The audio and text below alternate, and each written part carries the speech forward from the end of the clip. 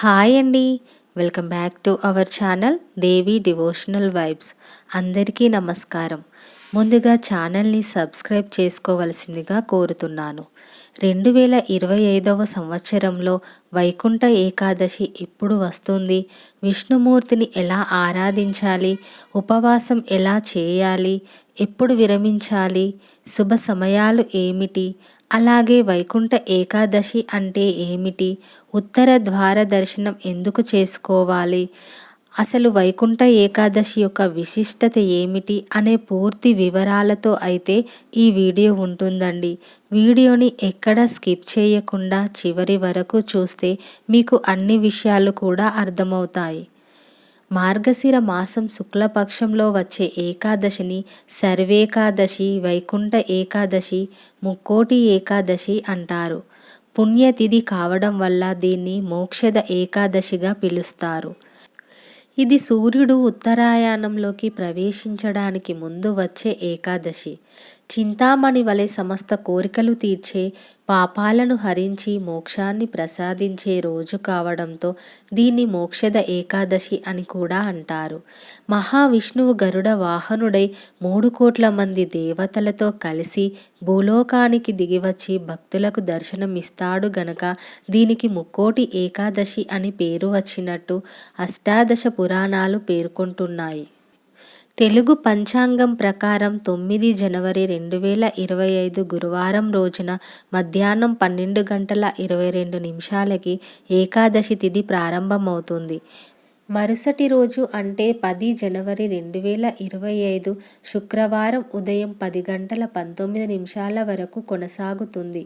ఉదయం తిథి ప్రకారం జనవరి 10న వైకుంఠ ఏకాదశిని జరుపుకుంటారు.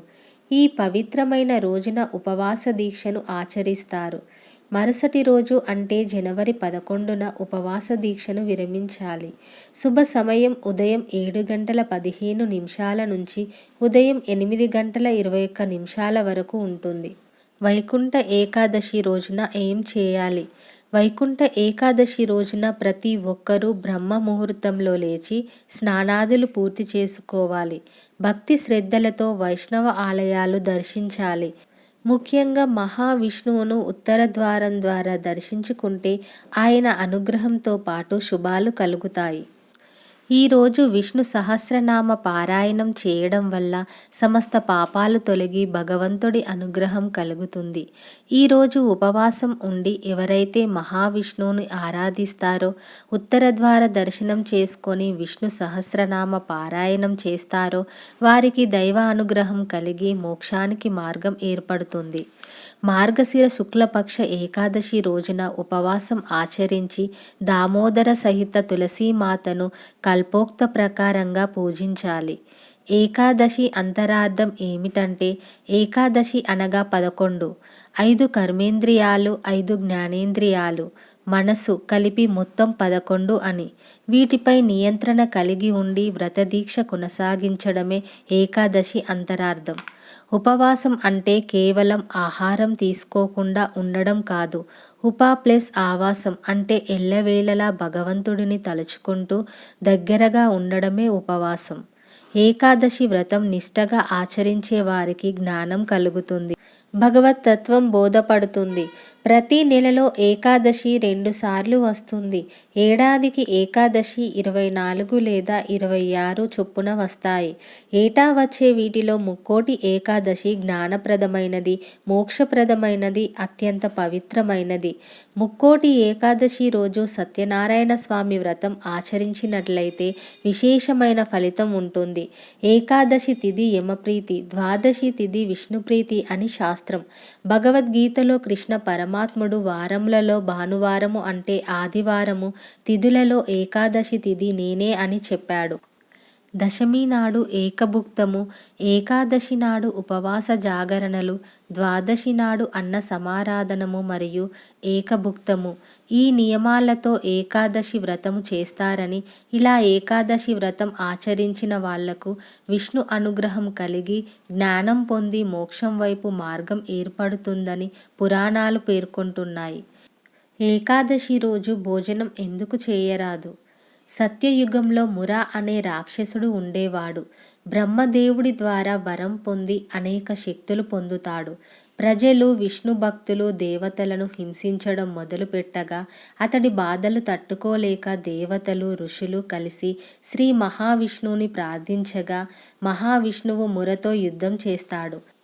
ఈ యుద్ధం 1000 సంవత్సరాలు జరిగింది. ఈ యుద్ధంలో మహావిష్ణువు అలసిపోవడం జరిగింది.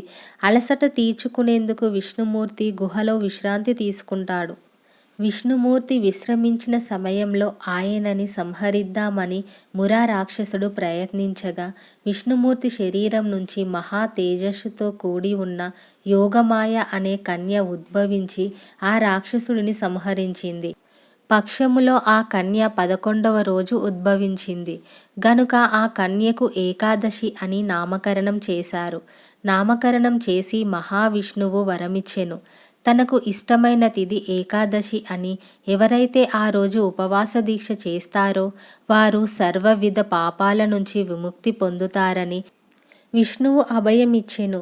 మానవుడు ఏకాదశి రోజు ఉపవాసం ఉండి పాప విముక్తులవుతున్నారని పురాణాలు చెబుతున్నాయి. ఇలా కొంతకాలానికి ప్రజలు పాపాలు చేసి ఏకాదశి రోజు ఉపవాసం ఉండి వాటిని తొలగించుకోవడం చూసిన పాప పురుషుడు బాధపడి విష్ణుమూర్తిని ఆశ్రయించాడు. అప్పుడు విష్ణుమూర్తి అతనికి నీవు ఎక్కడ ఉండాలో చెబుతాను. ఏకాదశి రాత్రి చంద్రోదయ సమయమున 3 గ్రహాల కలయిక జరుగును. ఆ రోజు రాత్రి ఎవరైతే ఆహారాన్ని తీసుకుంటారో వారిని నువ్వు ఆశ్రయించు. ఎవరైతే ఆత్మోన్నతి ప్రాధాన్యత ఇస్తారో వారు ఎలాంటి ధాన్యాలు భుజించరాదు.